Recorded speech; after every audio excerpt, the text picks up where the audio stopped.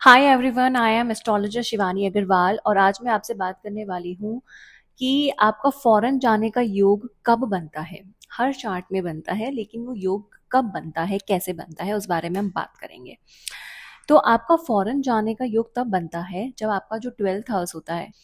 तो जो 12th house में जो नंबर लिखा हुआ है वो उसके लॉर्ड के बारे में बताता है। अगर 12 नंबर लिखा हुआ है यानी कि जुपिटर गुरु लॉर्ड है। 6 नंबर लिखा हुआ है यानी कि बुध लॉर्ड है।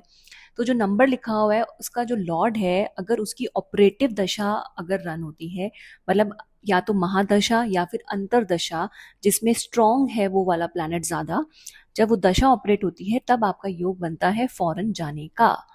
इवन 9th हाउस का जो लॉर्ड होता है हमारा, अगर उससे रिलेटेड भी दशा आपकी रन होती है तो उस समय भी आपका योग बनता है कि आप फॉरेन ट्रैवल करेंगे।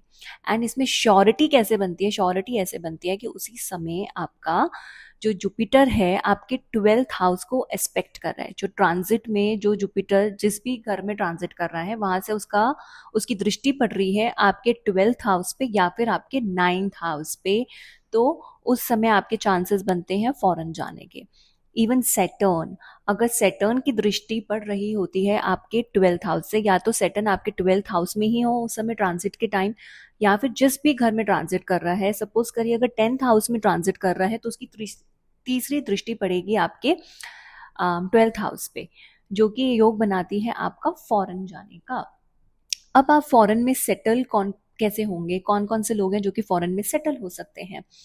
तो अगर आपका जो 4th हाउस है, जो कि आपके घर का मतलब हाउस होता है, यानी कि आपके देश का जहां आप रहते हैं वहां का भी वही हाउस हो गया। अगर 4th हाउस आपका बैडली एफ्लिक्टेड है एंड 12th हाउस आपका बहुत ही अच्छा है, स्ट्रांग है, बेनिफिक है, तो यानी कि आपके फॉरेन में सेटल होने के चांसेस बहुत ज्यादा स्ट्रांग बन जाते हैं कि आप यहाँ नहीं रहेंगे जहाँ पे आप पैदा हुए हैं, आप फॉरेन में जाके सेटल होंगे। जब किसी इंसान का 10th house and 12th house का आपस में एसोसिएशन बनता है कि आपस में लॉर्ड्स एक दूसरे के घर में बैठे हों, या फिर एक हाउस का लॉर्ड दूसरे हाउस के घर में बैठा हो, तो ऐसे में जब एसोसिएशन बनता है यानी कि आप फॉरेन से रिलेटेड काम कर सकते हैं।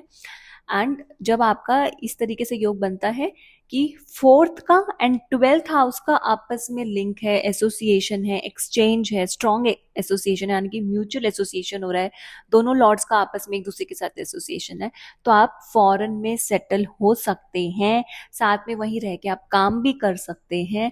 इस तरीके से योग क्रिएट होते हैं।